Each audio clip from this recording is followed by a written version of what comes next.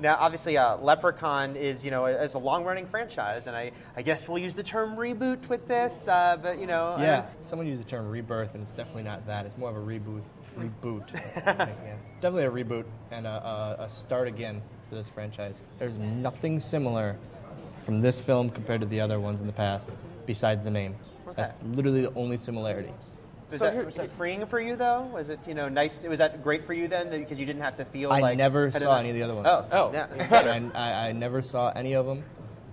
So was there then like a knee-jerk reaction to try to watch them when you get the part, or you just want to stay away from it? No. I got the part, and WWE approached me about it, and I asked the director, Zach Lepofsky, I said, do you want me to watch them? I've never seen them. He goes, you can if you want. You're not going to take anything from them that we're going to use, really. There's nothing fun, hokey, there's not a limerick here and there and no poetry and a guy in a green suit. That's for sure. This is a true horror movie.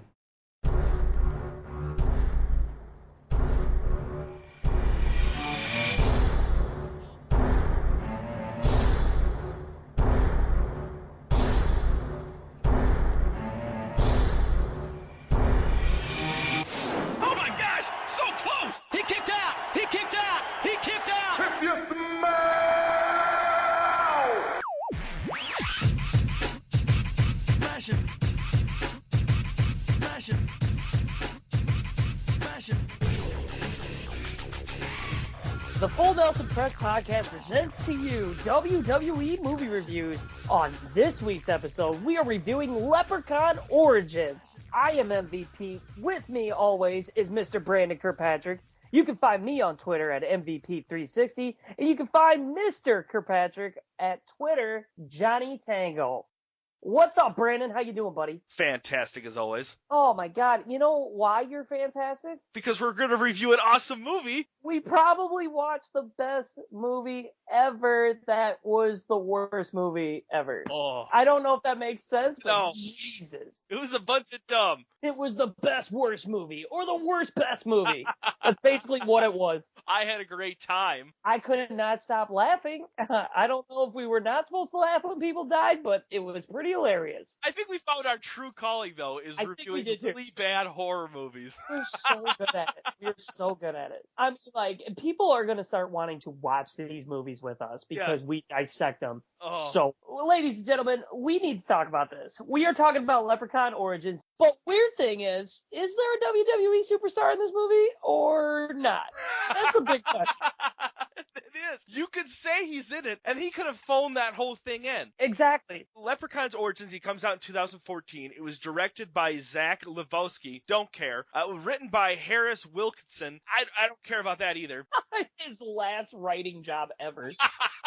We're going to give our characters nicknames, though, because there's no way we can remember these characters, and that way you can give a face to the stereotypical character you find in these horror movies. So Melissa Roxburgh is Daphne. Andrew Dunbar, whose character's Ben, we're going to name him Fred. There's Stephanie Bennett, who's Sophie, who we're going to be calling the late Brittany Murphy. Brandon Fletcher, who plays David, who will be our token Stifler. And, of course, Hornswoggle, who is maybe the Leprechaun. Let's talk about something. I already forgot all the characters' names because, really, how often did they call each other by their names in that movie? I think we're going to refer to them as the gang a lot. Did you ever notice, like, throughout the movie, they were like, hey, you, run, hey. It's so weird because you have to sit there and you got to really think about what's happening. And what's happening is these people don't even know each other's names because they forgot the script. It was improv. And they're supposed to be like four friends, but that doesn't come out at all. Like, it feels like these guys just met at the beginning of this movie. Basically. I don't know. Do they know each other? I don't know. Do you want to do the plot now? Yeah. Did you find one? I found one. So for no logical reason other than getting an A in college history, two unsuspecting young couples decide to go backpacking through lush Irish countryside. This was not filmed in Ireland at all. This was filmed in Toronto. So beautiful forest, Toronto. You have amazing scenery. If they think we were fooled by the fact that they were not in Ireland, they're crazy. Yeah. Because I'm like sitting there and I'm like, don't the Raptors play like right there?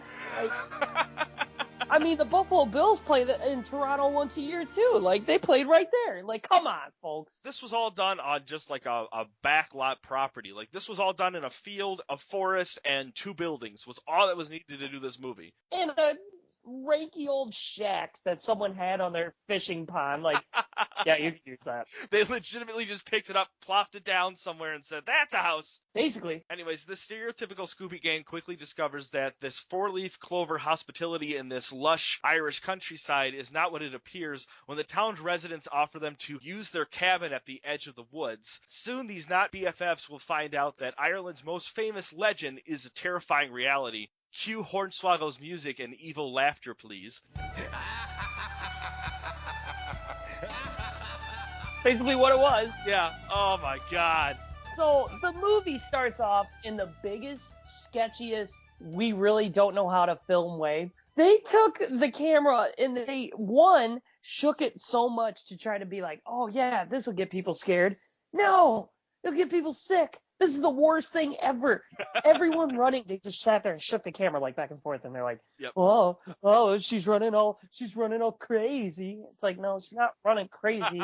Your camera guy is all pissed off because he has to carry that freaking camera, and he's like, this sucks. Yeah. The movie starts with some random blonde with a backpack who's just running with some guy who you know is going to be dead in the next couple minutes. They're running away from something in this field. You have no context to what is actually going on here. They're running towards something. You find out they're like, oh, it's almost over here, and it's some kind of like pillar, just stone pillar in the middle of the field with some hieroglyphics on it or some shit. So they try to get to it and end up dying. She drops her backpack, and that's it. Yeah.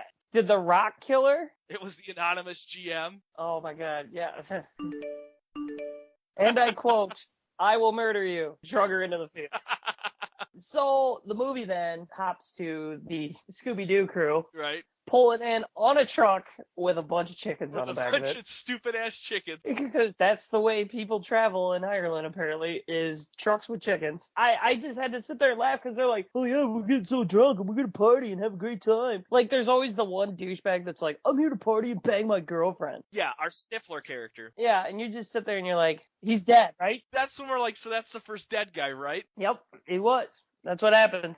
I mean, like, well, I don't know. Did it happen? We'll get there. Anyways, the truck driver pulls into this open prairie next to the stone pillar that we originally saw this random woman die. No time lapse. We don't know when this could have happened. And he refuses to go any further. He's like, no, that's the nice little B&B down there, but I'm not going in there. Yep. He was like, listen here, kiddies. You walk through that grass. I ain't doing that. I got my chickens.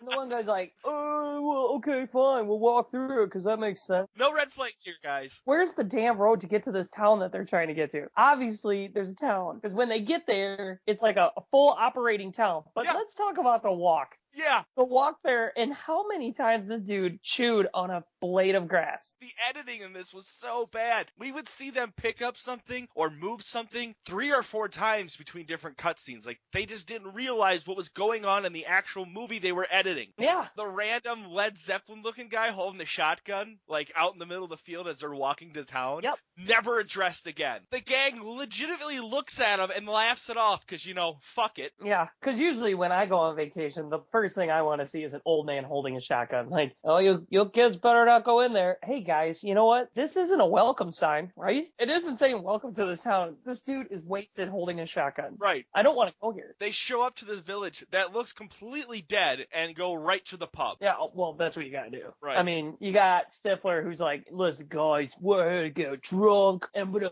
impregnate my girlfriend, like, because I'm gonna be so drunk. And that's what I'm here to do is get drunk.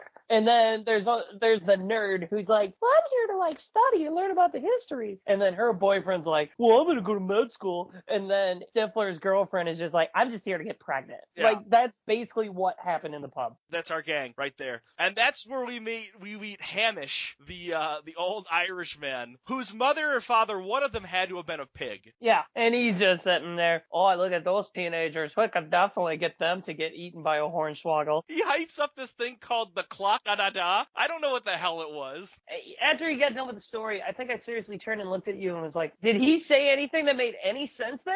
So he talks about how there's these stones of the gods because of this thing called the clock da-da-da. I actually Googled to find out what it is. It's actually not even that. It's a tribe of kings and queens with supernatural powers. Nothing to do with gods. Nothing to do with stones either. So, good job, Hamish. He hypes up this thing that he wants to show him, but the problem is it's a 7-hour hike, and so they'll have to go in the morning. But hey, Hamish has this cabin that they could crash in. Totally awesome. Weird. Yeah, the gang calls for a vote, and hey, we're going in. This is where we meet Hamish's son, Shane. Yep. His only line so far in the movie is he calls Stifler a Nancy boy as they're driving out. Yeah, you're a Nancy boy. And by the way, don't turn up my radio. All right, let's just drive in silence. By the way, how do they have any radio back that way anyways? Right. If they're so far out there, how do they get a crystal clear radio station? It's XFM. Yep, it reaches everywhere. They get to the cabin, and then for some reason, there's something ooky spooky out in the grass. They grab the shotguns, they shoot at it a couple times. They're like, oh, we just have a problem with pigs around here. Good night. Yeah, all right, we'll move on then,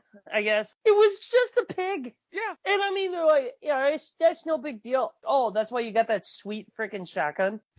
Right. You know what? Whatever. Hey, yeah, go into your house, all right? I'll shut the door behind you. Right there is where I'd be like, dude, I don't want the door shut. Like, it's a nice day. They get in there and they don't notice that the windows are barred shut. But doesn't that mean that thing had to be like muggy as hell when you got in that thing? Like, Right. oh, maybe we should open a window. The Stifler dude's like, well, I'm here to bang, but I'm so wasted, so let's just do that.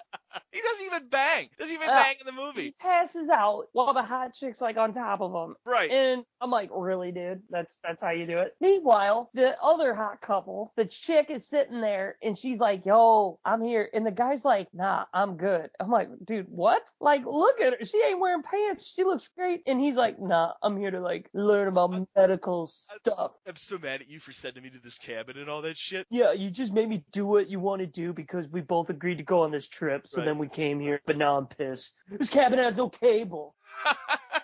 I have no boner. All right, then. I guess I'll go to bed. I would be like, dude, get the hell out of here. I'll handle this.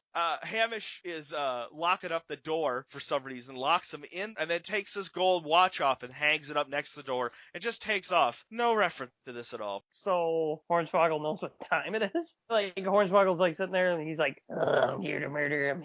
Too early. What time is it? Oh, good thing he left me his watch. So back to the chick who's trying to get all over Stifler, the late Brittany Murphy. She decides to go outside in the living room and just see what's going on. She hears something outside the window, looks out there, and something runs past, something that we barely get to see throughout the entire movie, which is Hornswoggle himself. She then starts freaking out. Everyone comes out in the living room, is like, what's going on? They realize the door isn't open. Meanwhile, the late Brittany Murphy is crawling into the corner, hyperventilating next to the chimney, and then Hornswoggle from out of nowhere comes through the chimney, rips off one of her earrings, and then starts chasing them around Yeah. the cabin. He's like, I got an earring. I'm going to get the rest. By the way, folks, we don't see what the Leprechaun looks like this whole time. You're just seeing jump cut edits, and every time, like, the things in view, they show, like, the back corner of its head or something like that. They never show it. So, what am I afraid of? Also, this is not a leprechaun, by the way. No. This looks nothing like a leprechaun. No, this looks like the creatures from the movie The Descent. Like, that's the Yeah. closest thing I could match this up. It could be the same costume. Yeah, I mean, what I don't get is the original movie Leprechaun, which is fantastic. That looked like a leprechaun. He was a leprechaun. He's like, oh, I'm here to take your gold. That's what I was thinking. No, they get some melted candle figure, Yeah, no, it looks like an action figure you left out in the car. like Sid from Toy Story ruined a G.I. Joe. You think of a leprechaun, you think green suit, no suit. Okay, so he at least has red hair, no hair. Nope. All right, so maybe some gold on him? No gold. Okay, so what if he's short? He's at least short, right? Not even short. No features of this is even a leprechaun at all. I thought this movie, when it came out and got announced, like, I was going to see Hornswoggle being like, oh, I'm here to fuck you up. Like, you know, like, Yeah. but no, it was stupid. So they're running around this house. They find a latch in the chimney, and Stifler gets his leg just like messed up. Yeah. Like, he gets it cut open and blood's like pouring out of it, and he's like, oh, it hurt. And everyone's like, oh, shut up, Stifler, let's go. And so they get up and run. Yeah. And when you mean run, I mean like full on sprint to the point that they leave Stifler behind. He falls in the road, and they all just, like, Stifler's girlfriend and the doctor dude, they go, well, fuck it, we're out. And they just turn and run. Yeah. That is the first time, I think, in a horror movie where I've seen like a small group where one person falls and they go, screw it, we're not going to. They're just like, forget this, we're out. It's like, usually they go back and help this time, and then he's like, no, I'm going to be a doctor, I'm going to Harvard, goodbye. That's exactly it. So the only one that helps him is Daphne, the main character. Runs back because she has a heart of gold, which apparently is probably what something the Hornswoggle wants. Grabs him, picks him up, and starts moving him along. He's got this giant gash in his leg, but there's no blood. No bleeding, no nothing to it. No. They all end up down at Hamish's house, which he's not home at all. They get inside the house, barricade them in, and then what do? Turn every light in the house on. Every light, inside and outside, is on. And they were just like, I don't think he's going to find us in here. No, turn all the lights on. Where's the first place we'll go? The basement. You know, there's no other exit. And they go down there. They find a bunch of clothes, a bunch of glasses, a bunch of shoes, and they find out that this has just been some big, ploy to get them to be killed by Hornswoggle. And they're all like, oh my god. But they also conveniently find every weapon they need and every answer to every question they have down in this basement. Daphne finds this book about this mine that was in this town, and apparently they found gold, and then they stole the gold from Hornswoggle, and now they're cursed. That's all I could really get out of the whole thing. Now they need to sacrifice an unspecific amount of people at any time. They don't say, oh, this is the time of the year or something like that. It's just if people show up, they're dead. Which makes me wonder, why are there so many tourists going to this stupid-ass town? Then they also explain that the stone pillar is the edge of town, and if you pass that, you won't be killed by Hornswoggle. So that's now the new objective. Get to that stone pillar so they can get past it. So then the stupid weirdo incest family shows up. They show up to the cabin with mops and buckets, ugh. If you have to show up and clean this place with mops and bucket in the middle of the night, how does the place look clean every other time? Yeah, and they were just like, God, we really know how to clean. Yeah, you really know how to clean. There's a hole in your wall. So they're like, oh shit, they're gone. Where are they? Oh wait, right up the hill. All the goddamn lights are on in the house. If I was Hamish, I'd be walking up there who's paying that bill? It was ridiculous. So they go to the house. Right, they search the house. The lighted up house, right? The lit up house, yes. So they go there and they run it. All of them are staring at each other. They find each other. Shane goes down to the basement and finds him, is contemplating whether to let him go or not. And Hamish, his fat ass, stumbling down the stairs oh, we found him. And then we find out Hornswoggle's outside somewhere killing one of Hamish's lackeys. Yep, completely forgot about that guy. yeah, that guy. Doesn't even matter. Doesn't even matter. The gang is running from Hamish and Shane, who are also running away from Hornswoggle, because he's chasing everyone at this point. Yeah. Shane finally says, all right, fine. He lets them pass at one point, and they get to this truck. The truck has no keys in it, yet the headlights are on. How? Well, some older trucks. Sure. Isn't there a switch? Maybe. We're just going to go with the sense that they did not think about that when they made this movie. Oh, no, there's more keys. So they have to make a mad dash. They either decide to either go for the keys or go for the stone pillar, and they're like, forget it. We're going to the stone pillar. They just start running. Again, leaving Stifler to just drag himself along. He does not get any help throughout the rest of this movie. He finally collapses, and the bar matron shows up from the pub earlier in her car. Yeah. And she offers to help them and gives them a ride, and they all get in, and they're all safe, and that's the end of the movie. Not. Heel turn. Here comes Degeneration X, just ready to just jump the New World Order. They do, tie him to trees. They knock him out. Yeah, the bar matron, she locks them into the car. They try to get out, and Hamish shows up, knocks them all out, ties them to these trees, and then they just take off, leaving them there with gold all over them and Hornswoggle showing up. So here they are, tied to trees.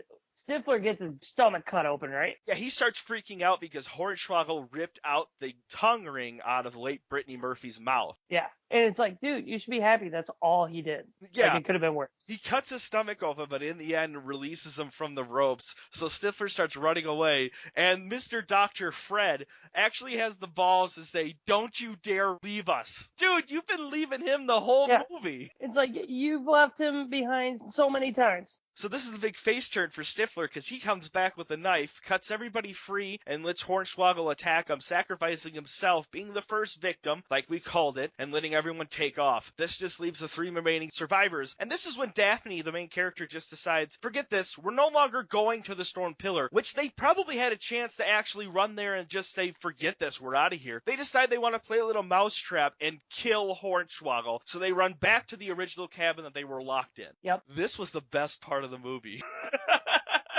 they decide to have Brittany Murphy play as decoy underneath the cabin, and they go inside and they stand behind where the hole in the wall is, and they decide to use an axe. They try to lure Hornswoggle through the hole, and then they're going to chop its head off. Right when they're about to throw the axe down, instead of the Leprechaun coming through, he actually has the late Brittany Murphy, slides her right through, and they chop her right in the head, and then you just see her head just get cut right in half. It hits her forehead. Yeah, and Daphne's just like, I fucked up. Yeah, and the best part is like, when she gets slid through, she had enough time to be like, I don't need to hit her. Yeah, Fred, didn't hit her. He's like, nope, I'm good. Oh my god, I accidentally killed her. If I was the doctor, dude, I'd be like, you just fucking killed her. Exactly. You're a murderer. You're going to jail. So that happened. So now all we have left is Fred and Daphne. They're alive, and they decide, let's run back to the truck. I don't know how much time has passed, but the lights are still on in this truck. Still no keys. They get back in the truck, lock themselves in, but still, again, no keys. What are you going to do? Just go like a good neighbor, State Farm is there? I would have loved to have a State Farm rep pop up and just be like, you guys are fucked. And he just disappears again? Bye.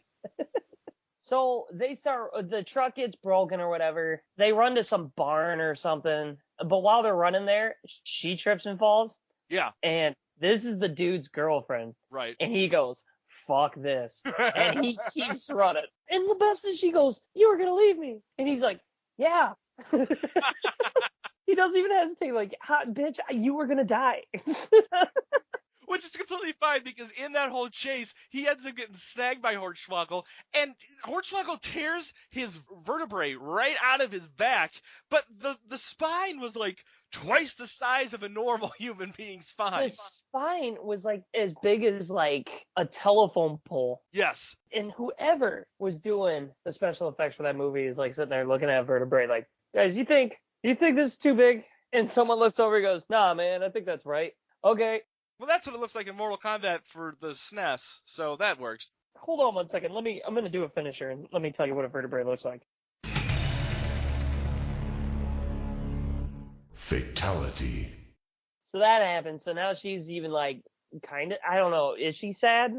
The dude was going to leave her. Somehow she ends up back into Hamish's house, and where's the best place to go? The attic. She runs all the way to the top, decides to hide in the attic, but then we get this, try to be, this suspenseful scene where Hornswoggle's trying to look at it, but it's just a bunch of unfocused shots of Hornswoggle's soggy costume. It was disgusting. Because the costume was so poor. It was such a bad-looking costume. But guess who comes to help her? Sean, the now face. He turned more than Big Show has in his career. And he comes and helps her. Okay, do you want to call it help, or do you want to call it running into a room and randomly shooting your entire load of ammo into a random room? That's on him. Hornswoggle would be to the right. He would aim to the left and fire a shot. Don't go over there. Don't go over there. And don't go over there. And then Hornswoggle's like, dude, this guy can't fucking shoot. He's terrible. So she gets out and she's running. Right. This is the scene, though, where Sean ends up getting out of the attic as well. He confronts Hamish, throws him down the basement stairs, and then watches Hornswoggle eat his own father. Then he takes off as well. Yeah, because he's like, this sucks. Yeah. My dad's dead. Bye. No follow-up then to Shane. That's nope, just where we that was it. Shane. Yeah. Daphne now has the keys, gets into the truck that probably should have a dead battery by now, starts it up, takes off, doesn't even get 30 feet, and crashes it into the ditch. Yep, so now she's running again. And this is it, folks. This is the heated moment, man. The sun is rising. You can see the stone pillar. She's almost there. But then, bam, she trips over what? The backpack from the random blonde in the beginning of the movie. So, yes, she could have helped her with the backpack. But actually, if the backpack wasn't there, she could have gotten there anyways. So the backpack probably hurt more than trying to be this saving moment for them. So here comes stupid Hornswoggle in his terribly, body condom costume. Right, because now the sun is out, so we can kind of see this gross-ass figure. We find out in the backpack, it's just full of gold and a machete. How did this person die in the first place if they had a machete and the gold? Yeah, just give him the gold. Or cut him with a machete, because this thing isn't super powerful. Hornswoggle gets Daphne into the corner, and we get the best line in the movie. She yells, "Fuck you, Lucky Charms!" and cuts him right in the face with the machete. But here's another bad editing part, because because the CG section of this shows her cutting him and it cutting right at the jawline, right in the half. But then when the head falls, it's cut at the neckline. And it's not even like, how could you not see that? It edited right to that scene immediately afterwards. Credits. No, Daphne gets up and then finally just takes off. She leaves the gold. She just takes off. She doesn't take the gold with her. She doesn't win in this at all. And then we find out she looks back to see that there's more anonymous GMs clouding through the grass. Yeah. This wasn't even the only Leprechaun. If they try to make a sequel, we're not watching it. How is this an origin story? I can't do it. If there's gonna be a sequel, I just can't do it. All right, Pete, let's review this in title runs. What is your title run for this movie? What's a really awkward title run? Jeff Hardy. Okay. Jeff Hardy world title. You had to be on drugs to enjoy it? Yeah, and it was just bleh. I'm going to go with Hornswoggle's 2006 WWE Cruiserweight title run because you knew it was the last title run ever, and it included Hornswoggle. Absolutely. Done of the night, Pete. The whole movie. I'm giving it to the Leprechaun. Yeah, the Leprechaun was definitely the dud. Right. Just a terrible costume. Stud of the night, Pete. But it has to be Shane. Yeah, the face. Good for you, buddy. You tried. I'm going to give it to Vancouver, Canada. Love your forests. God, what a bad movie. All right, man. That's it, man. That's the Leprechaun Origins movie review. But now we want to ask our viewers and listeners, what do you want us to review next? Any kind of wrestling movie, put it in the comments. Send an email to contact@thefullnelsonpress.com. Find us on Twitter or any social media site and let us know, and we'll review it. You got it. Yeah, bet?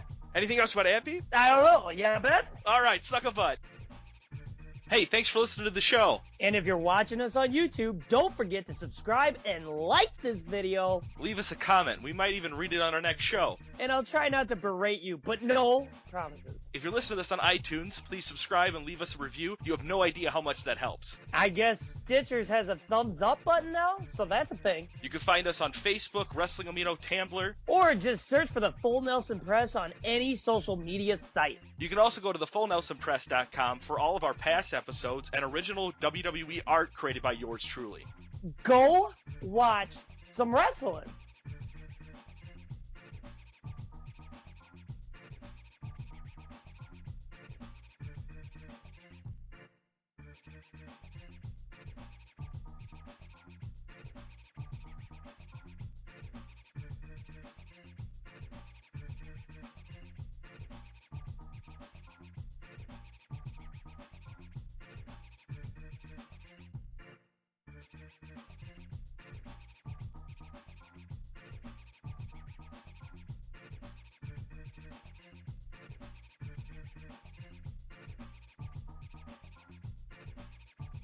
Fuck you, Lucky Charms!